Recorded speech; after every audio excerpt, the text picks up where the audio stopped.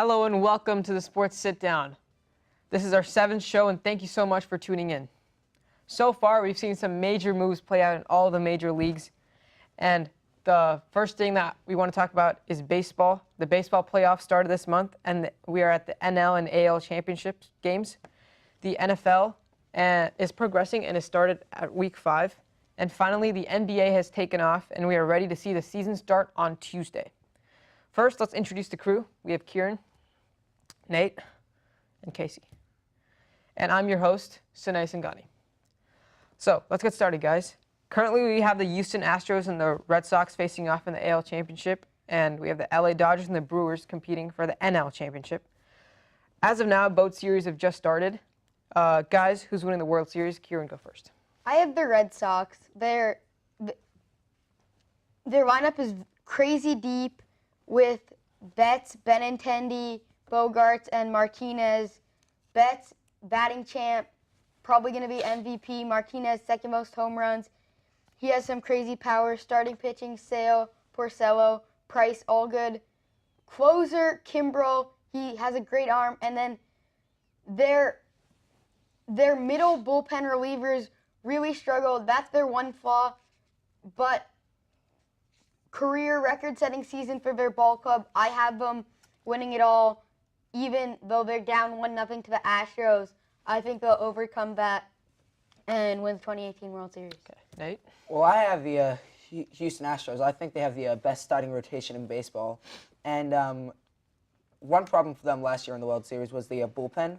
But so far, that's improved since they traded for Roberto Acuna and added Ryan Presley. And the offense still has that magic. They've not been as dominant as they were last year, but they could still play well against, not exactly, as you were saying, the best Red Sox bullpen. I have them facing off against the Brewers in the World Series, and I think that's going to be a great World Series.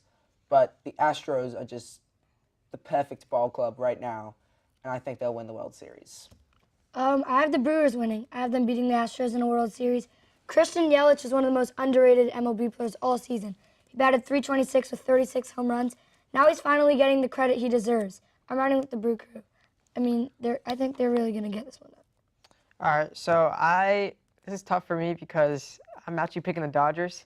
I think the Dodgers have a solid roster from top to bottom, but they've never really been able to get over that hump. So I feel like this year, they're so motivated, and also Puig's kind of getting it going.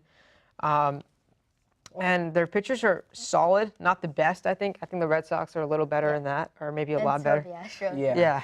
So, but I think, I think it's just that chip on their shoulder that they've had. So, I think the Dodgers are going to get there, but yeah. All 4 teams have their like different strengths and stuff. Yeah, and I think, that's the thing about One more thing these about series. the Dodgers, David Freese is one of the best postseason players from this century. Mm-hmm. He's great, always comes up in the clutch for the Cardinals against the Rangers. That was heartbreaking for me, but great postseason player right there that the Dodgers added midseason. Yeah, the Brewers and the Dodgers are tied. So, yeah, but I think all series, whatever it is, it will go down to 6-7 games. Yeah, They're definitely. talented. I mean, all 4 of these teams are. Yeah. They deserve to be where they are at because all of them are just such great teams, well balanced. Yeah. They all have their weaknesses, but. Yeah, exactly. All right. So next we're going to talk about some drama with Odell Beckham Jr., who's been a really vocal player so far. And he hinted at that Eli Manning is not the best quarterback, and he's creating a lot of buzz. Yet most New Yorkers are really mad, even though the stats may prove Odell right. And they're still mad at Odell doing so. Casey, is he correct for shouting out and talking about the issues or not? No. OBJ has 0 rings and Manning has 2. Odell's disrespecting a legend, in my opinion. It's uncalled for. However, maybe it is time for Eli to retire. I like that. But Eli is more of a legend to OBJ. In my opinion, Odell's a little bit overrated. He made one good catch, and now he's in the top of Julio and Antonio Brown. In my opinion, he's more like Emmanuel Sanders level. But it is time for Eli to retire, I think. They have a good backup quarterback prospect in the ex-Cal QB Davis Webb. Well, I definitely agree with you in that OBJ is overrated. I mean, he only made like one pretty decent catch. But I agree with him. I partly agree with him in this situation. I mean, the Eli Manning's not been having the best couple years, but then you also kind of have to blame the Giants' offensive line. I mean, last year they allowed 20 sacks, third most in the NFL, and lost 54 yards in sacks, which was second most in the NFL. And then you also have to blame the front office, where they could have made better decision making, especially this year with this draft. I mean, yes, they drafted one of the best prospects that we've seen in a long time at the running back position in Saquon Barkley. But then you also had players like Quentin Nelson or Mike McGlinchey or even Colton Miller. Or if they wanted to go completely different route, they could have drafted Manning's replacement. I mean, Donald's been having a pretty decent season, and Rosen and Allen have definitely shined in certain areas. Yeah. So why would they? So I think it's just a giant mess right there in New York. It's Giant just mess creating for a the lot Giants? of yeah. Yeah, they're 1-5 for a reason. Okay, I think Odell shouldn't have called out Manning to the media. He probably shouldn't have gone public with it. I say if he has problems with Manning, he should talk to Manning, not the media. Maybe call a players-only meeting or a meeting even with the coach, or just go one-on-one with his QB and talk to him about the issues he's having. I think, the solution, I think, I kind of like your aspect of players meeting. The fact that he did it on TV, on ESPN. With like Lil Wayne or something. Yeah, like that. it just, I mean, I'm with him. I absolutely love that he shouted at Eli Manning, because Eli Manning has not been the best quarterback for the last 4 or 5 years. He's had 20-plus interceptions. We've seen his QBR gone down way low. And to your point, Casey, Davis Webb, they actually cut him this year. Yeah. So and a lot of people thought that was going to be the next successor. that's So they true. cut him, and he's not on the roster. And their backup QB, I don't even know I think it's who it is. Geno Smith, and then they No, drafted Geno Smith went to the race. Yeah, they drafted someone else. So the quarterback situation's a mess. Also, when you look at Odell, I kind of disagree with you guys when he's a top 3 receiver in this league. He can catch a slant and take it 70 yards to the house. He's done that before against my Philadelphia Eagles. He's done that before the Ravens. He's gone off for 200-yard performances. It's just that the side of him that is very shaky is his personality. Last week this Thursday against the Eagles, he had a fight with the air conditioner. Before he's had it with the kicking net. It's just that the way that he did it on ESPN, I think rubbed off on me a little wrong way, but I love the fact that he shouted out Eli Manning, because he has to step up. He has to get, and I think Odell, the other thing is, I don't know why he re-signed with the Giants. I mean, if he goes to LA, and LA has money, they paid Brandon Cooks, they paid all these people. If he went to LA, the Rams are going 16-0 and winning the Super Bowl. I agree with that. Actually, I completely agree with that. But just to go back to your point about like Eli Manning, in my opinion, will be a Hall of Famer. I mean, 2 Super Bowls being Tom Brady's Achilles heel. I mean, he's won 2 Super Bowls. But everyone has a decline, right? Like Peyton Manning is a great quarterback. But he declined. But he got benched for Brock Osweiler. Yeah. I'll say that again. He got benched for Brock Osweiler. then he won the Super Bowl. Yeah. He still won the Super Bowl, but he didn't have a good performance at Super Bowl either. Every good quarterback has a decline. So I think that's where Odell's coming from, is that can we, can we go a different direction? And of course, we're probably not going to see Tom Brady's decline until he's like, 75? Exactly. He can still throw. Yeah. I'd rather He's doing have that. Keenan Allen or Emmanuel Sanders than Odell Beckham Jr. if I was a GM. That's I don't know. I don't know. overrated. I I think I'm not Odell. sure. I mean, I can see where you're coming from. I mean, Odell Beckham Jr. is definitely a personality.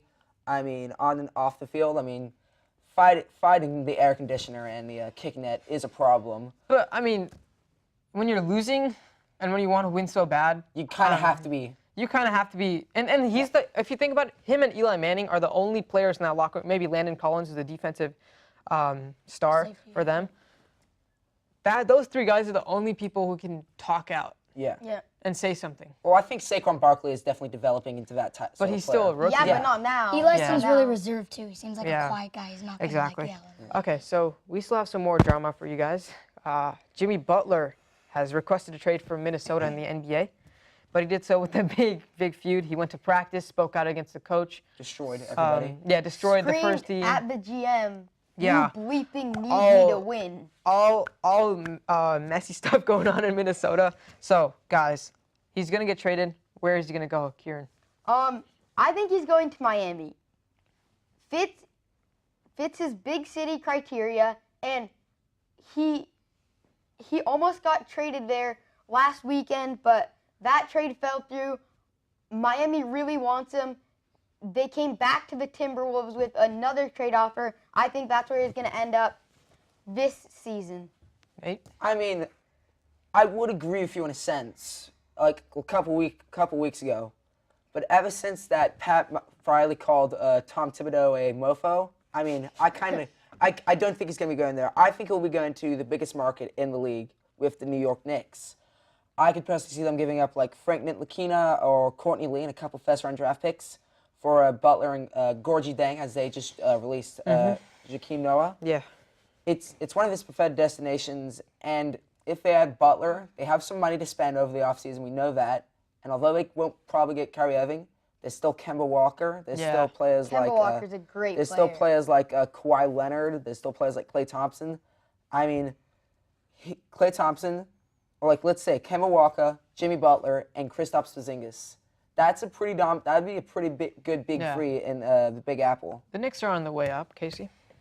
It sounds like Jimmy Butler obviously wants to go to a big city. You guys both said that. But I think he will land in LA, but on the Clippers. The Clippers are in ultra rebuilding mode after losing Blake Griffin. Jimmy Butler could really help out Patrick Beverley and Avery Bradley. Well, don't forget that they lost DeAndre Jordan and Chris Paul. Like that they're big in three lob ultra city gone. rebuilding mode. Yeah. They could be the Pacers of last year. Everybody thought the Pacers would be in rebuilding mode last year, but then they got Oladipo, and they were a playoff team last year, and they're looking to be a top team in the East this year. The Clippers, if they could get Jimmy Butler, could rebound and be a top team in the West. Yep. I also have Miami. I think Miami's the closest to that. You mentioned Pat Riley going rogue on Ball explicit on Tom Thibodeau. on Tom Thibodeau. But I mean, when you look at Miami, they have the assets and they have the players. They have young players. They have Josh Justice Richardson, Winslow. I mean, they just re-signed Justice Winslow Hassan yesterday. Whiteside. Hassan Whiteside might go. Also, they have some good picks. I think Miami's like 2015 Atlanta Hawks. If you guys remember, all role players, but they're still a playoff team and they work very well cohesively. But if Jimmy goes to Miami, Miami's going to be a 4th seed, 5th seed if he does. I mean, Jimmy Butler, I think we've underestimated how good he is. But it's going to be very interesting to see how everything plays out in the upcoming weeks and season starting on Tuesday. So I could also see him going to Cleveland. I don't think Cleveland has so. enough I mean, assets. Maybe. If he wants to help out Colin Yeah. Sexton. Cleveland is a pretty depressing market right now. I mean, you just lost LeBron. and The city's not really in the best shape as of right now. I mean, who could Cleveland trade to get Jimmy Butler? Kevin Love. Back No, to I don't think that's going to happen. No, that's Okay. not happening. I would do It that. could be a good team Well- though. Sexton, Butler, and I don't think so because Cleveland is just not a good market, and Jimmy, we know he's pursuing a big market. Yeah. Okay. completely a different team. Okay, so now it's time for 3 things. The first thing is that Patrick Mahomes notched his 13th touchdown pass of the season. He's leading the league, and breaks Peyton Manning's 2013 record for most passing touchdowns in the first 3 games of the season. The second thing is that Anthony Davis believes he is the best player over LeBron. Third thing is that LeBron James' start in LA has created an absolute outburst, and it also led to the highest percentage of TV ratings for a preseason game for ESPN. So congratulations, ESPN. You can thank LeBron. Okay, so Kieran, what is your favorite? I have LeBron. He opens against the Trailblazers. The Nuggets. Trailblazers. Whoa, we got some dilemma. Okay, whoever he's starting against. Okay. That's going to be a matchup. Oh, regular season. Yeah. I see. Okay, keep going. That's going to be a semi-rough game, but not a big game. Then, second game of the season, he has the Rockets. That's going to be his first main showcase. See how he can do against Harden, Paul, and that good Clint team. Capella. Yes, he's an underrated player. Yes, he is. And then, Just like Yelich.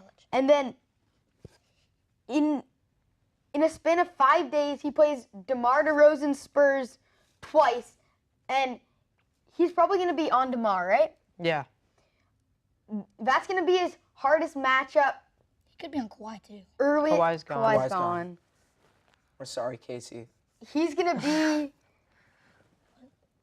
That's going to be his hardest matchup early in the year. facing DeMar twice in 5 days. And then the big one on November 21st, he goes back to Cleveland and he plays Durant and the Warriors on Christmas. Okay, Casey. I have Mahomes. He's been an absolute beast in his first 5 games, going 5-0. He had the historic 6-touchdown game versus the Steelers in week 2. My question to you guys was it worth it trading Alex Smith away and drafting him at 10? I really think it was. I mean, he's been unreal, and the big test comes tonight versus the Patriots, and I say they win. Yeah, Nate? I think we need to give focus on this Anthony Davis quote. It's a bit cocky, yes. But in a way, I kind of agree with them. I honestly think that he'll win MVP this season if the Pelicans go to the playoffs and do pretty decent. He's got a pretty solid supporting cast, great coach. He doesn't have any other superstar players that he can like compete with the ball for. No personalities, no big egos. Yeah. And the scheme will work around him. Like, they built that scheme around him, and it will definitely work out for him. I mean, the expectations this year for the Pelicans are high, but I don't think you're wrong. You know, if LeBron James retires today, if LeBron James retires today, I think Anthony Davis might be the best. He's the best all-around shot blocking, rebounding, scoring. Could we see someone win MVP and Defensive Player of the Year this season? That's actually very interesting. I think that could happen. It could easily happen. I think L.A. Braun, this is very exciting for me. L.A. Braun. I think it's just creating so much of a buzz. It's so interesting to watch L.A., which has been, to be honest, not the best team in the past few years. I think, LeBron's just going to really create a huge outburst in the season, and they're going to be so exciting to watch. And LeBron in LA, with the NBA's most recognizable team, and one of the world's biggest cities, Brand. biggest brands. He's pulling up with Drake and Travis Scott. I mean, he is this is perfect for him. This is perfect for the city, and this is perfect for the NBA. It's going to be great. It's very exciting to watch as a Warriors fan. Yeah. Okay, so. Just sitting back, relaxing, just going, oh, yeah, this is going to be fun. Yeah, so we have about 10-ish minutes remaining in our show. So let's talk about the NFL. We're at week 6. The Eagles, the Falcons, the Steelers, the Packers, the Vikings, all playoff teams last year, or almost all, except for the Packers, have an are at a 500 record or under 500. The Steelers and Packers are 2-2-1. Same thing with Steelers. The Eagles and the Vikings, and the Eagles are 3-3, and the Falcons are 1-4. Which team can turn around from now on, guys? Casey, go first. I say the Steelers. They're 2-2-1, as you just said. For all those diehard Steelers fans in Pittsburgh, this is not good enough. This team, fortunately, though, for those fans, I think they will turn around. They are extremely talented and dynamic. They also have Le'Veon coming back in Week 7 to join James Conner at running back. The only weak link to the Steelers team is their secondary. They need to step up. I predict the final record, though, will be 11-4-1. With Antonio Brown and Juju Smith-Schuster and obviously Big Ben throwing to them, this team is unstoppable in their offense, especially with that last game versus the Falcons last week. Okay, Nate? I have the Minnesota Vikings. I mean, this is one of the most high-powered offenses in the league, led by a big-name free agent, Kirk Cousins, and the best receiver duo in the NFL right now, if you ask me, Adam Thielen and Stephon Diggs. And if you ask me, Adam Thielen has been the best performing receiver in the NFL. You're right. And the only thing that's just really hurting them right now is just the defense allowing a lot of points. I mean, it's been pretty messy. They gave up, I believe, 40-something points last week, or a couple weeks ago. And the other player that's been hurting them is the Dalvin Cook. I mean, he's people projected him to go 1,000 yards this year, but he's not been having the best of seasons. If he gets back on form, I think this team is a Super Bowl favorite. I believe he's inactive today. Yeah. I think. I'm not sure. He was inactive last week. Yeah.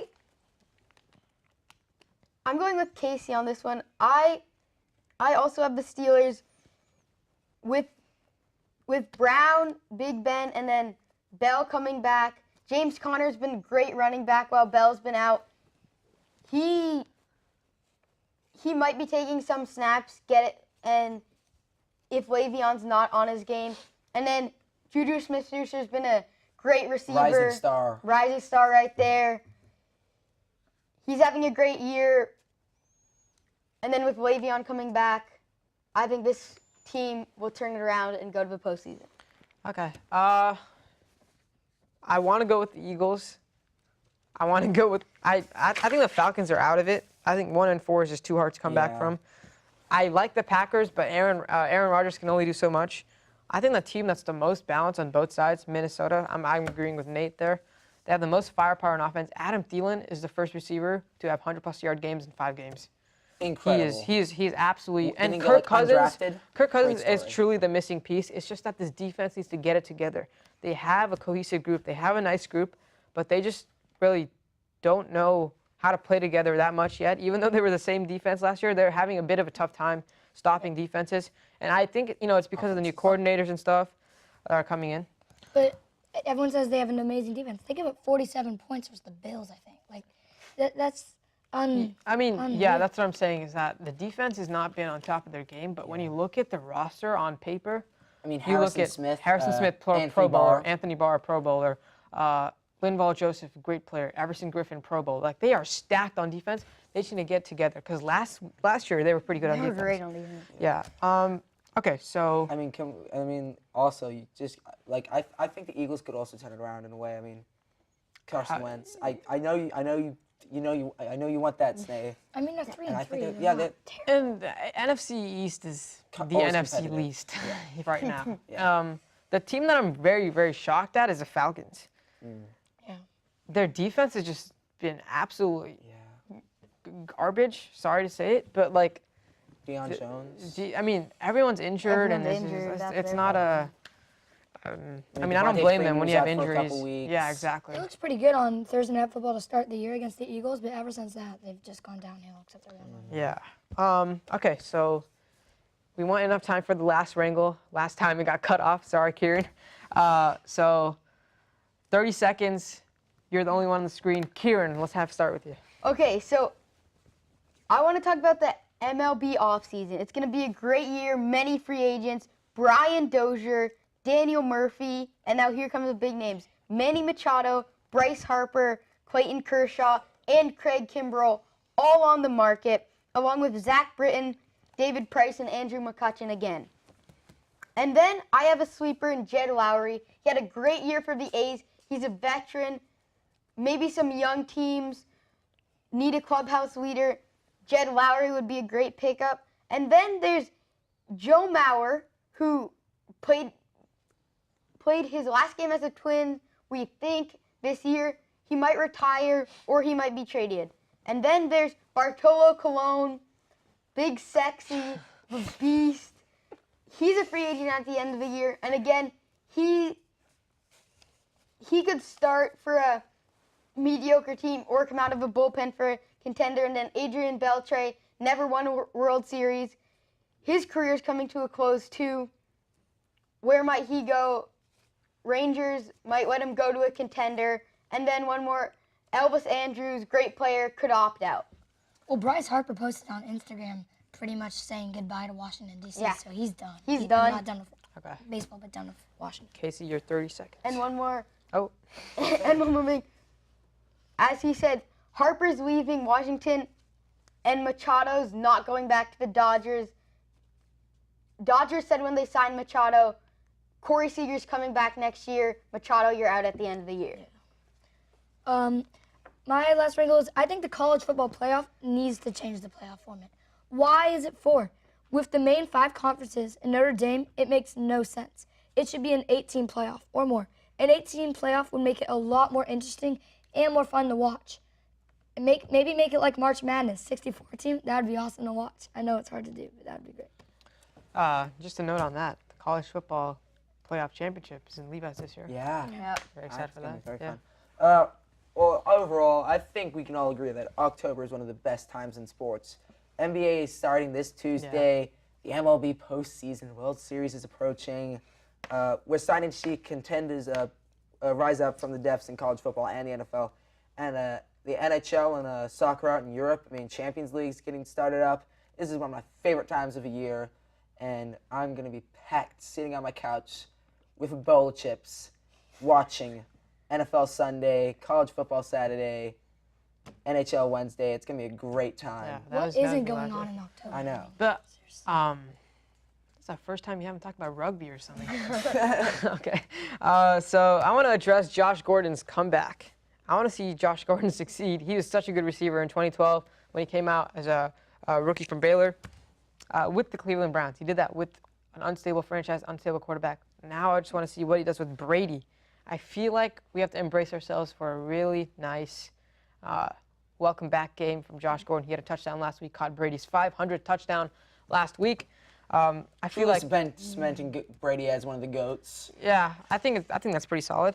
I really, really hope he does well along with Brady. Other than that, that's my last wrangle. That does it for our show, guys. This is the Sports Sit Down. This is our 7th episode. Check out all our other episodes on YouTube. I'm your host, Sunay Sanghani. That's Kieran. That's Casey. That's Nate. See you next time. This is the Sports Sit Down.